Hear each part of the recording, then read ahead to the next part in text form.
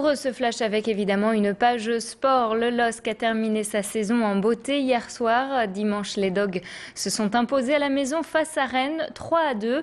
Le match commence pourtant mal avec un but contre son camp du Lillois Aurélien Chedjou.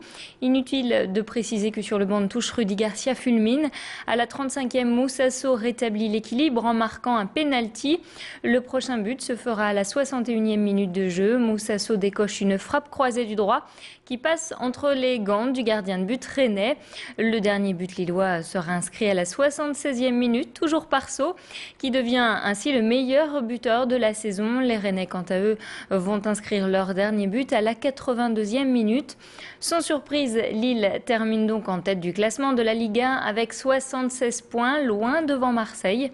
Et l'équipe de Rennes est quant à elle 6e avec 56 points. Les récompenses n'en finissent plus pour le club lillois. Le titre de champion, la Coupe de France, le meilleur joueur pour Eden Hazard, le meilleur entraîneur pour Rudy Garcia, la meilleure attaque et pour finir le meilleur buteur. Bref, tous les objectifs sont donc atteints, c'est ce que nous confirme Rudy Garcia. On avait des objectifs qu'on s'était fixés et on les a pratiquement tous atteints. On finit avec 76 points, donc voilà ce qui fait de nous un champion incontestable. Et puis surtout, on finit meilleure attaque, à 4 unités seulement de la performance de la saison dernière. Et Moussa est meilleur buteur avec 25 buts, donc ce sont vraiment des grandes satisfactions. Et puis ensuite pouvoir communier avec ce public qui nous a porté tout le match. Voilà, j'ai rarement vu le stadium comme ce soir, mais on sent du bonheur chez nos supporters. Et un grand concert d'ouverture avait lieu avant le match dimanche soir au Stadium Lille Métropole. Les Cover Queens ont donné le ton de la soirée. Les 5 membres du groupe ont mis le feu au gradin en reprenant les plus grands tubes du célèbre Freddie Mercury. L'occasion pour notre reporter Macha Grunessen d'aller à la rencontre des supporters lillois. Ils sont évidemment comblés par cette saison. Écoutez-les. La plus belle année qu'on ait jamais vue, jamais vécue. C'était une année formidable, on ne peut pas demander que demander plus. C'est génial, génial, ils ont tout gagné, c'est bien. Formidable, aucun mot à dire, c'est magique. On avait un beau football, on a vu des buts, on a vu des beaux joueurs et des joueurs qui en voulaient sur le terrain. Donc. Ils ont bien fait de s'accrocher, de continuer à se battre pour réussir un doublé magnifique. C'est les meilleurs, c'est le LOSC, c'est comme ça. On parle encore sport, mais cette fois-ci Petite Reine. 1 mois et demi après les pros, les coureurs de la catégorie Espoir prenaient dimanche le départ de leur propre Paris-Roubaix. Créée en 1967, cette course s'adresse aux cyclistes âgés de moins de 23 ans. Chaque année, le départ a lieu de Péronne pour une arrivée au sein du vélodrome de Roubaix. 180 km à parcourir, dont 36 sur des portions pavées. Au terme de cette journée, c'est le Néerlandais Ramon Sikkeldam qui s'est imposé. Il nous livre d'ailleurs ses premières impressions concernant la course.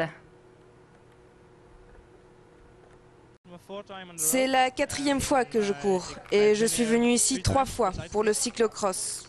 Donc ce n'est pas la première fois que je suis sur le tour. Le plus dur, c'est tout le temps difficile, sur les pavés. À chaque fois que tu roules sur les pavés, ça fait très mal. C'est vraiment douloureux. J'espère que je serai professionnel l'année prochaine. C'est toujours bien d'être ici, donc oui, j'espère que je participerai. Dans le reste de l'actualité du week-end, dimanche, un policier de 30 ans a été grièvement blessé dans l'exercice de ses fonctions à Tourcoing, alors qu'il tentait d'arrêter un homme sans casque sur un scooter volé. Le policier a été percuté par le 2 roues. Le fonctionnaire de police a été transporté au centre hospitalier de Lille. Il souffre d'une fracture de la rotule et d'un traumatisme crânien. Quant au conducteur du scooter, il a été emmené au centre hospitalier de Tourcoing. L'homme de 37 ans serait connu des services de police. Appel à témoins, la police recherche activement Denis Notbar. L'homme âgé de 40 ans et déficient mental a disparu depuis samedi alors qu'il effectuait une randonnée VTT le long du port de Vambrechy. L'homme mesure 1,80 m et de corpulence mince, il a les cheveux bruns. Le jour de sa disparition, il portait un jogging et une casquette noire, des baskets blanches. Son VTT est quant à lui violet.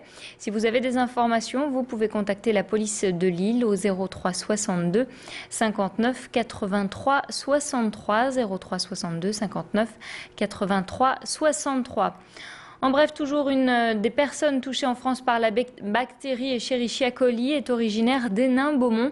C'est le ministre de la Santé Xavier Bertrand qui l'a annoncé dimanche soir, alors qu'en Allemagne, 10 personnes seraient décédées après avoir mangé des concombres porteurs de la bactérie. En France, pour l'instant, 3 cas auraient été détectés, dont un dans le Nord. La personne revenait d'un séjour en Allemagne. Les ventes de logements neufs sont en chute dans la région du Nord-Pas-de-Calais, alors qu'en 2010, 115 000 logements neufs avaient été vendus.